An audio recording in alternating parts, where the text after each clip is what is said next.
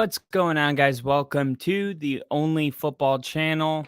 My name is Kyle, and we got a couple things to go over today. As you can see, the title of this video is Aiden Hutchinson. Very thankful that the Jaguars passed on him at number 1. We'll talk a little bit about some moves that the Ravens are making right now, because the Ravens are in a little bit of cornerback trouble, and I did a little bit of research, and last year they were ranked 25th against the pass. So the cornerback room is definitely an area of concern going into the offseason for the Ravens. And then you pile up the injuries. They sign Ronald Darby. All right, so we'll talk about that. Ronald Darby, actually an ex-Bronco, believe it or not. So somebody I know really well. If you ever have the time to do it, look up Ronald Darby press conference and just listen to his voice. He might have the most unique voice I've ever heard in my entire life. And then we had some preseason going on, of course. So the Cleveland Browns playing the Philadelphia Eagles. There's 6 minutes and 49 seconds left in the fourth quarter, and the Browns are winning 18-0. I was able to watch a little bit of the game. Mariota was actually the quarterback for the Eagles.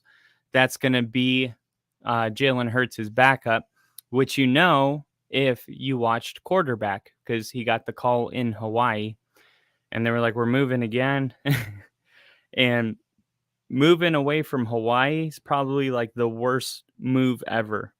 I mean, imagine you live in paradise and you gotta do another move, and you're already sick of moving. So I'm excited to see how this preseason week unfolds. There's a lot of games that I'm looking at. Jacksonville is playing Detroit, hence the storyline. Probably a question that was asked somewhere along the lines of, do you ever wonder, what would happen if Jacksonville took you number 1 overall? And it's a fair question. I know when quarterbacks play each other, like when the Texans play the Panthers this season, when you have that first overall quarterback versus the number 2 overall quarterback, I remember Marcus Mariota actually, strangely enough, playing Jameis Winston in a couple games like that. I believe one of them was last year or the year before. But anyway, so we're going to see what that comment is all about. Tyler Fink in the chat. Go Pack Go. Gotta love the Packer fans that we are building here. Just got another Packer fan, Spartacus. But yeah, we might have to turn it into a Packer channel. Who knows?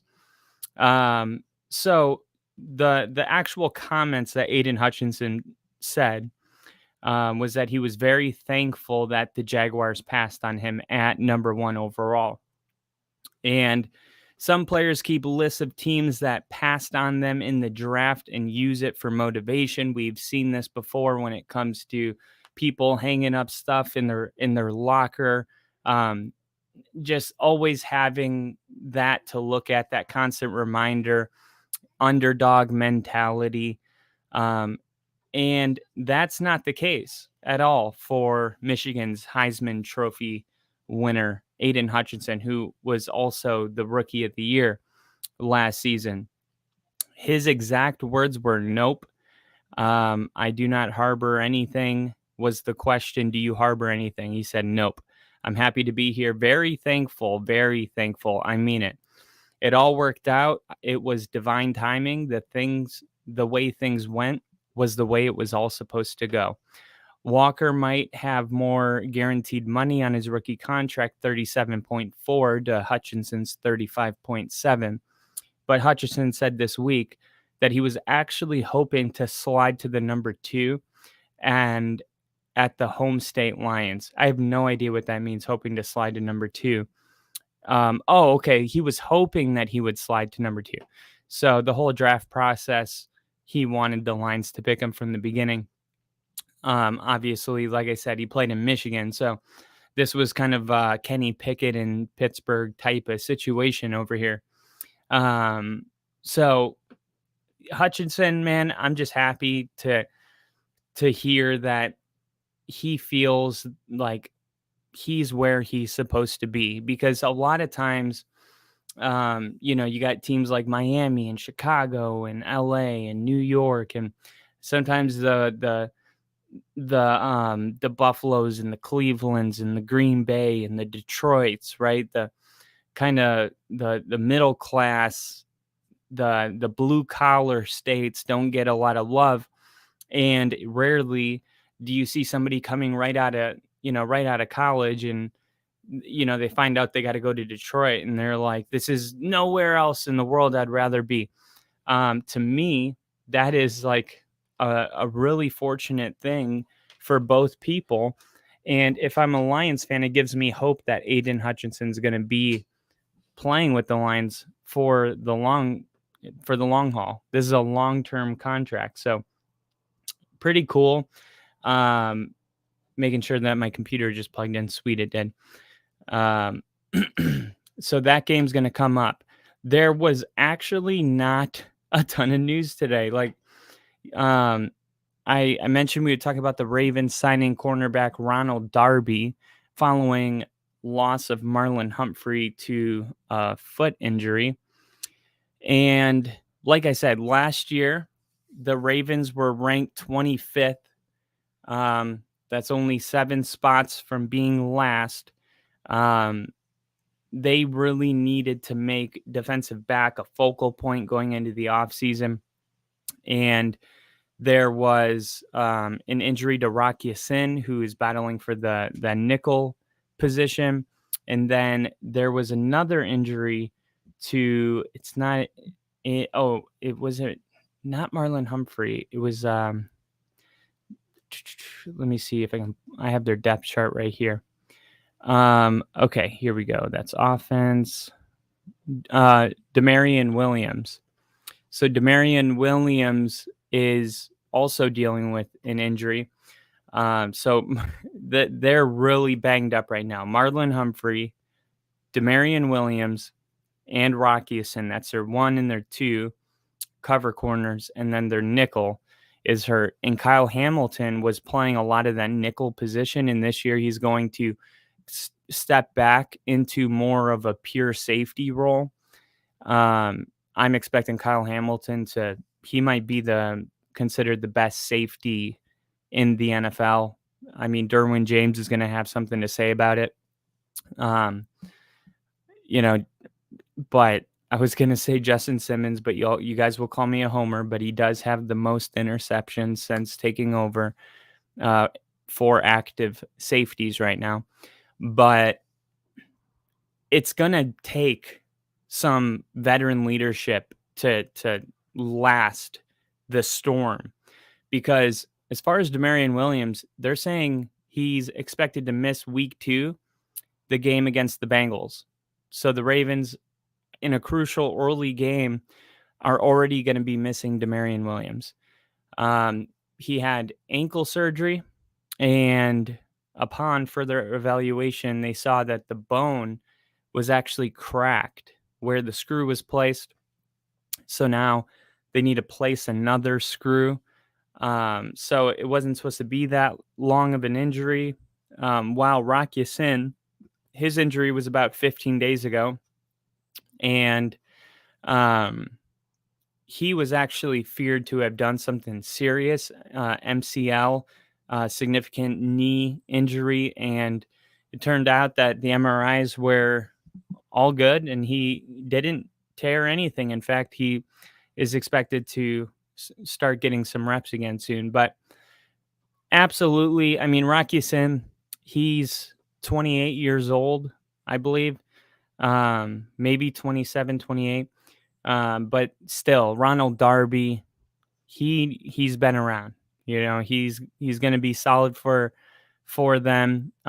He's by no means a top tier corner in the league right now, but he will bring in that professionalism. He will give up some stuff, but he's going to lock it down. Like, there's not better options out there, put it that way. So this is probably a really good move here on their part. Dogs outside barking. They're not my dogs. My dogs don't even bark.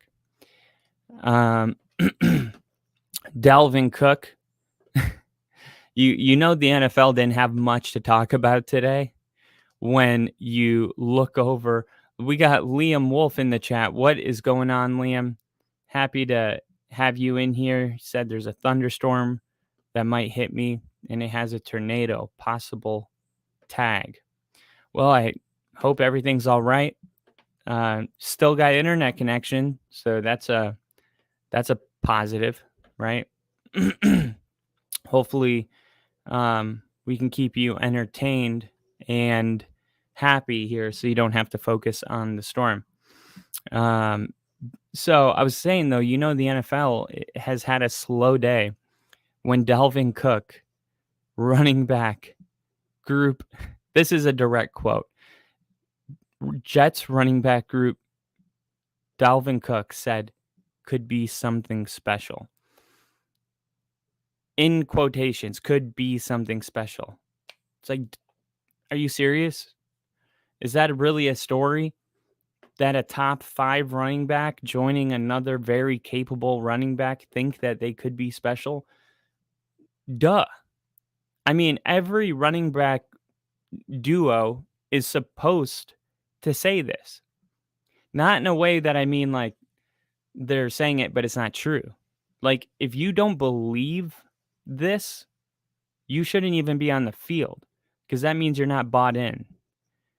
And there are plenty of people that will buy in and replace you. And like Sean Payton said today to Kay Adams on Up and Adams, it's not easy to find a player that's good in the NFL that's not passionate about what he does. You want people to fully buy in. It's hard to find people that find success without buying in. So, like, I say all that to say, this is, this story, it's a fluff story because there was nothing going on, I guess, to talk about today. There was, not any major news besides, who knows, Ronald Darby. I've seen days in the NFL where there's so much news, like Ronald Darby being signed to the Ravens would have just, slipped through the cracks unless you're a Ravens fan. But I'm going to go through all the August 17th news roundups, updates today for your teams. For the Falcons, Trevor Reed is signed, an offensive lineman. Baltimore, Ronald Darby signs 1-year deal, $3.2 million. Buffalo quarterback Josh Allen and all the starters will play about a quarter and a half in Saturday's preseason game against the Steelers. Let's go. Let's watch some Buffalo football. All the starters for a quarter and a half. Injuries, Damian Harris, knee will be limited. Gabe Davis, general soreness, will be back today. Eli Anku, calf, not practicing. Terrell Bernard, hamstring. Berlin Spector, back. Cam Lewis, groin. A lot of injuries, but they all seem to be, just needing some rest, and they'll fix themselves. Justin Fields and the starters will not play Saturday against the Colts. Matt Eberflus announced today. They did sign a linebacker, Davian Taylor, and they did cut Jake Tonges and Buddy Johnson. Cleveland cornerback Mike Ford suffered a shoulder injury in the first half of Thursday's game versus the Eagles today and did not return. So in the first couple quarters, Mike Ford apparently went down. Hopefully he'll be back soon. Roster cuts. Then this is defensive back Buda Bolden waived with injury settlement. Interesting. Denver Broncos preseason running back Javonte Williams is expected to play 10 to 12 snaps on Saturday against the 49ers. Head coach Sean Payton told reporters. Other starters are expected to play 20 to 24 snaps as per Sean Payton.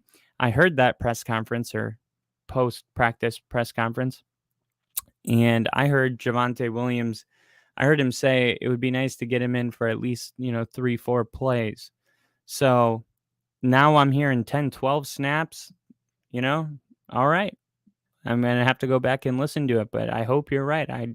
I want to see Javonte out there. For the Lions, wide receiver Amon-Ra St. Brown, ankles expected to return to practice next week.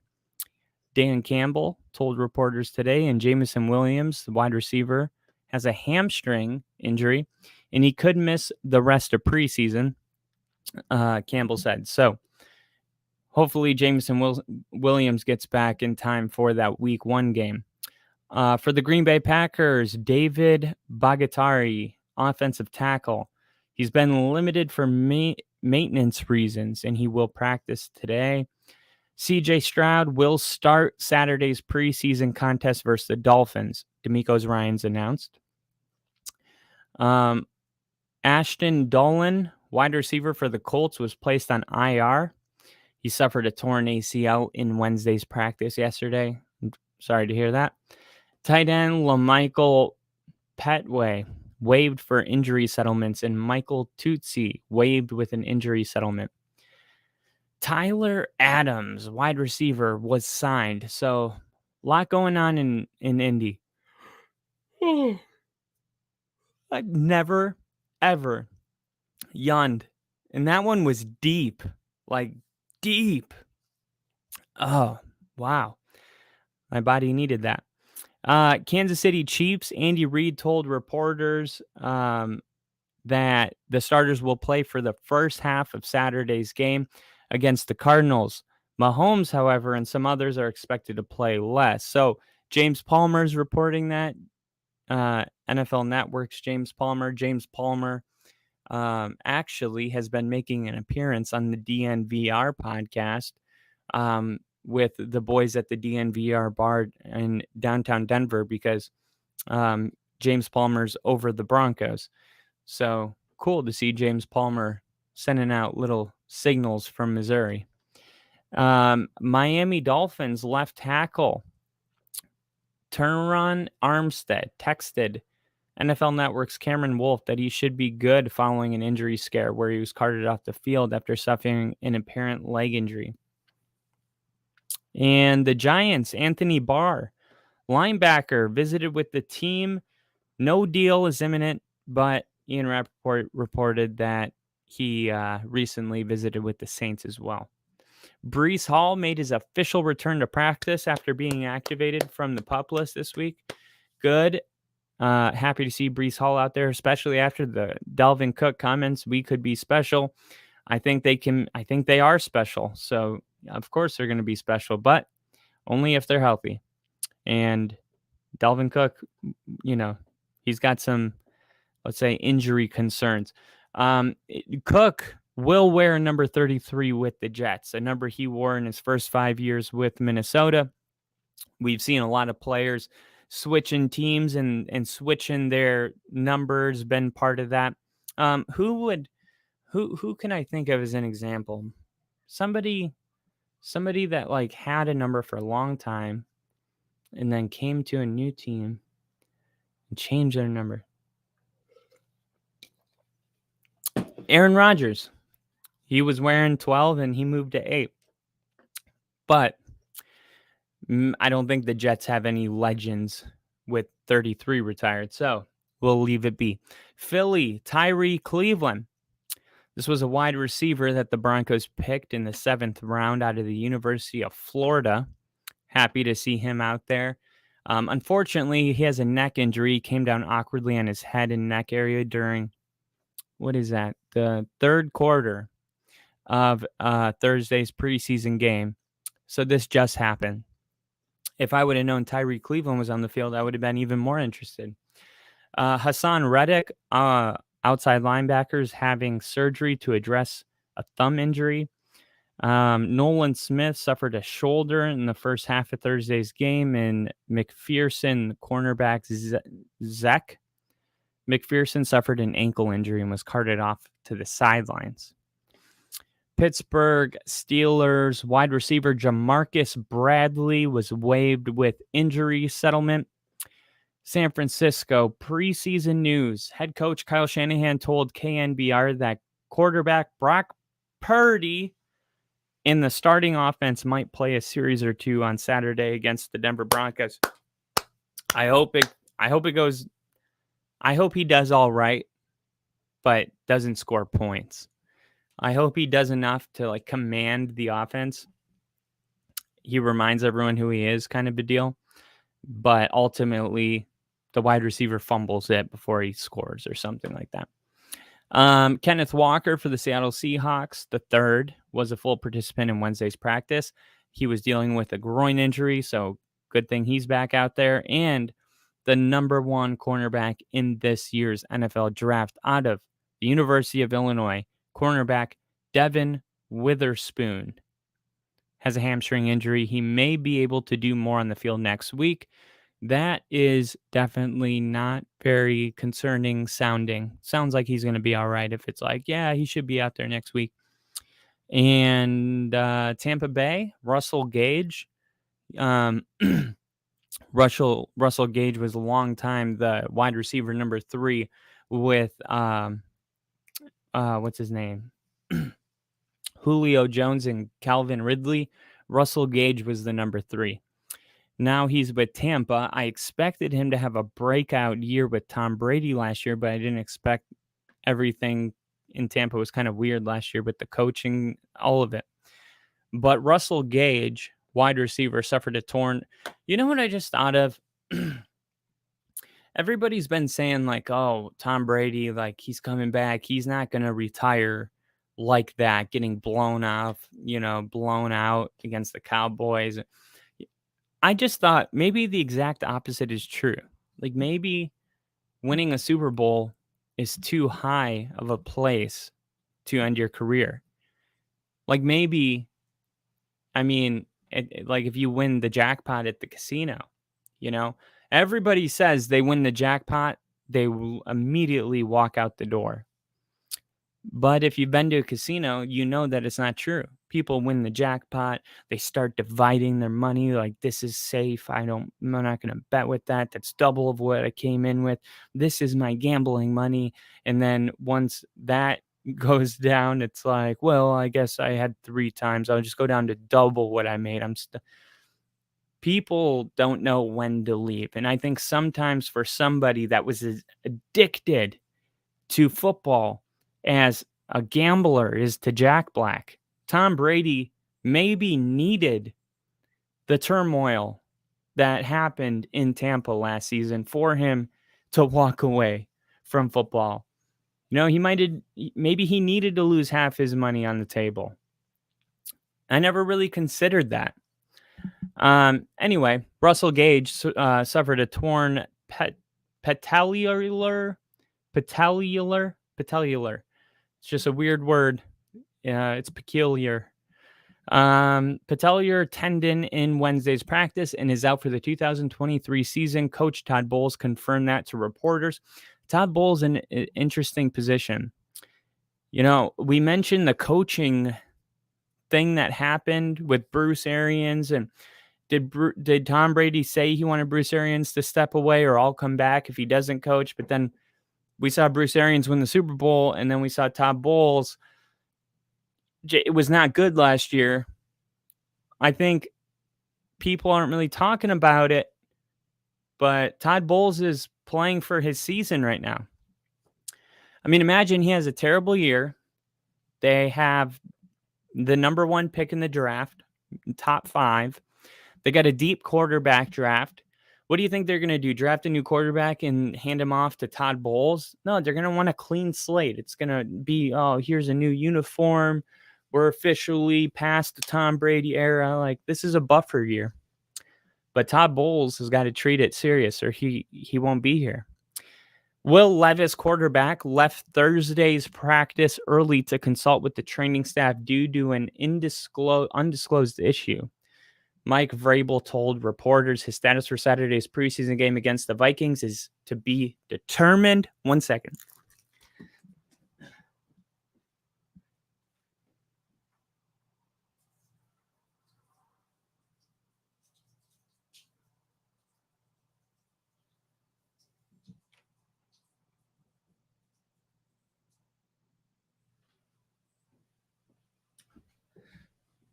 There we go. You know, when you leave your sink on just a tiny bit, you're like, what is that sound? Someone's been peeing for 30 minutes. Who is that? So yeah, Will Levis for the Tennessee Titans, that was the last one. So that is kind of the injury going on. We got Bill in the chat. What's going on, Bill? Happy to have you in here. As always, salute. We were just going over the news, the injuries, the signings. And I was saying it's kind of rare that the NFL really doesn't have anything going on. But today was definitely one of those days. You know, I was jumping around, and I mean, I guess I could talk about one thing. Do you guys know Kay Adams from FanDuel? She used to be on Good Morning Football.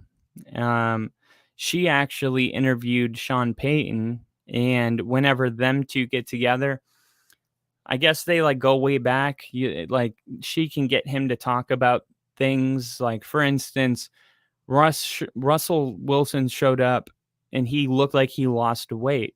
And the reporter asked, how much weight have you lost? And he's like, you know, very like mysterious about it. Like, I feel lean and mean and I'm ready to go. And he wouldn't say how much he lost. Kay Adams was like, Jamarcus, or no, it was Jameis Winston and Russell Wilson remind me of each other. She said something like that. And he goes, yeah, well, and then he just voluntarily, he's like, Russell Wilson lost 15 pounds. And he's like, it's like, oh my God, all of the things that Russell Wilson is, you know, because you ask him a question, he says nothing. He's like a typical politician, just a lot of nothing. And it's really frustrating to the point where I've stopped watching even his press conferences. And that's big for me because I always watch my guys' press conference, especially my quarterback. When it was Manning, man, there wasn't a day I was waiting every post game, win or lose. I wanted to see what the sheriff had to say about what happened, and I needed that closure. Russell Wilson, man, I'm like 1 minute in and I'm throwing my phone across the room because he's just like, I just feel blessed. I feel it's a real, what does he call it? It's a, not a privilege. Oh my God. He has this saying that he says every time, a gift. It's a gift. It's a gift. It's a gift, you know, being out here. But I've been through tribulations. I've been knocked down before. And I know if there's one thing I know, it's that I can handle the adversity.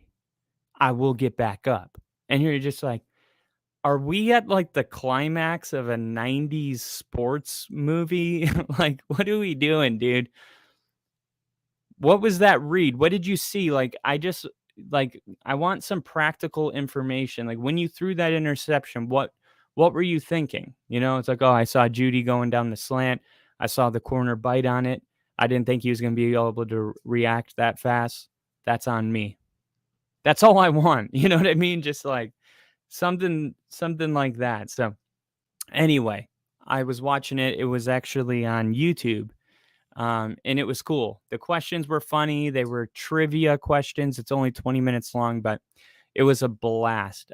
She was like, what do you, Russell, talk about? Because she said, you're like a pirate and he's like a church boy or something like that.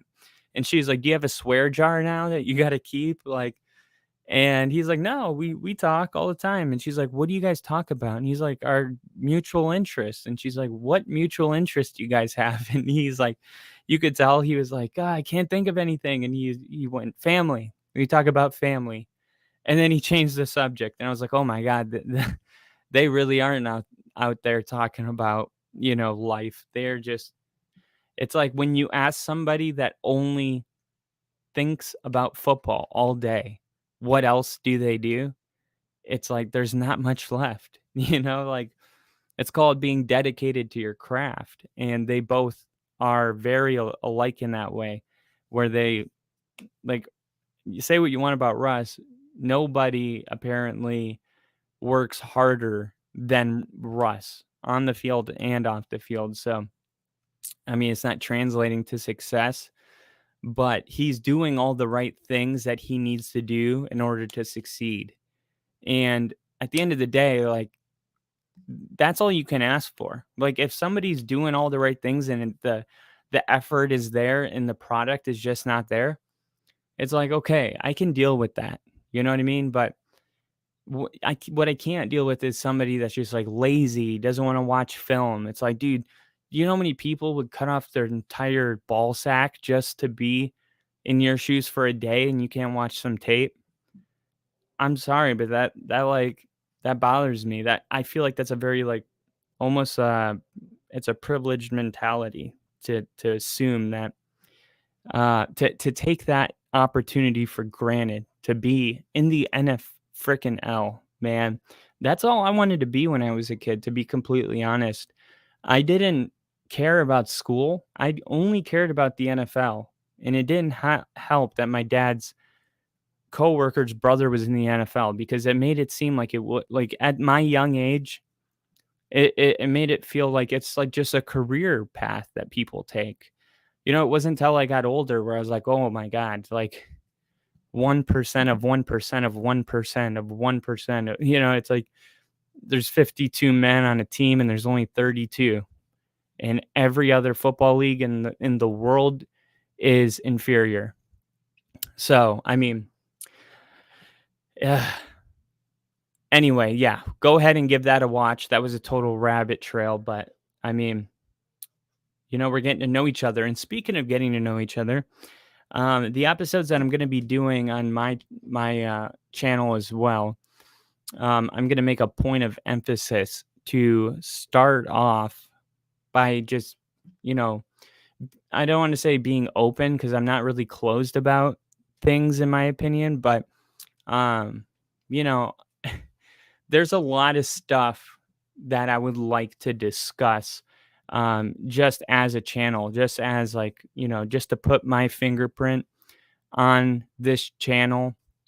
And I'm going to be doing a lot of that kind of vulnerable work on my personal page. Like, I'll give you an example, like going to all these football games. It's like, I'm all like, yeah, it's going to be awesome. It's going to be awesome. And it's like, I'm terrified. You know what I mean? I want to talk about that. And I want to talk about that because I don't want to have a facade that, like, I'm ready for everything, and then when it does work out, it's like people don't even celebrate, because they're like, I mean, I knew you always had it, but they didn't know that you had doubts about it yourself because you were never open about that.